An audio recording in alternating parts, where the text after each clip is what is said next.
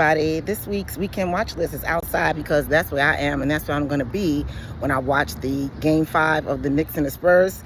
Tonight in Brooklyn, everybody's crazy and they're playing the game everywhere, outside, on building walls. Is going to be awesome. But if you're not going to do that, which I don't know who's not watching the game, but okay, the Earth, Wind and Fire documentary on HBO Max is a really good option. It's by Questlove. It's his second music documentary. The first one he won a Oscar for.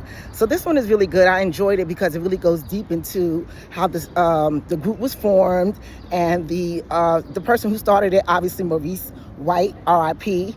And he was kind of spiritual, but life be lifing, and ego and money and everything. So it's a good story. It's history. The music is beautiful. I think I took the music for granted, listening to it all my life. But please revisit the music and watch the documentary. Next, I have, what else is out? Oh, Vampire Lestat is back on AMC, and now the Vampire Lestat is a rock star in the vein of like who's the guy in the Doors? The guy in the Doors, Jim Morrison, the wild hair and the sexy leather pants and all that stuff. But of course, he's a vampire, so things are going to get messy. It's only up to season 1, I think, or 2 now. I only saw the first episode, but it was bloody. It was a bloody mess, but it was fun.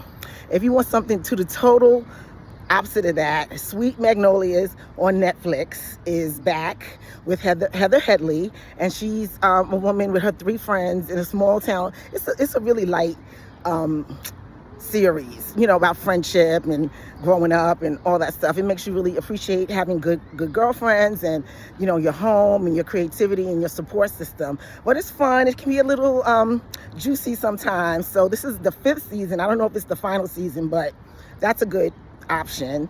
And last but not least, this is an out of the field pick maybe for some people, but it's a Marilyn Monroe movie called with Catch by Night. I gotta remember the name. Anyway, Marilyn Monroe just turned 100 this month. I don't know. I think it just passed. She turned 100 in June. And so they're showing all of her old movies where she's playing like a sex pot, like only she can. But this movie is with Barbara Steinwick. Yes, Barbara Stanwyck. And she is one of the Hollywood divas. It's either Betty Davis, Joan Crawford, or Barbara Stanwyck. So anyway, Barbara Stanwyck plays this. It's a black and white movie. It's 1950 something. So, but she plays this woman from a small fishing town, and she leaves, to go off with this married man and live happily ever after. It doesn't work out, duh. So she comes back to her small town and ends up marrying like the nice guy in the town. He has a good job, and he loves her.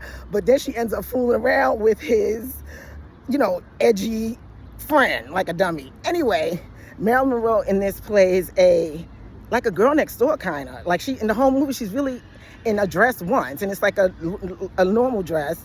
For the most part, she's in jeans and a t-shirt in this movie, and she's kind of a feminist. Excuse me. This character, she's kind of a feminist.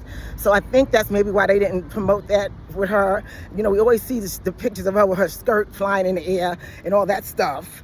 And this movie will let you see her in a different way and see her really as an actress, and it's something to check it out if you like old movies.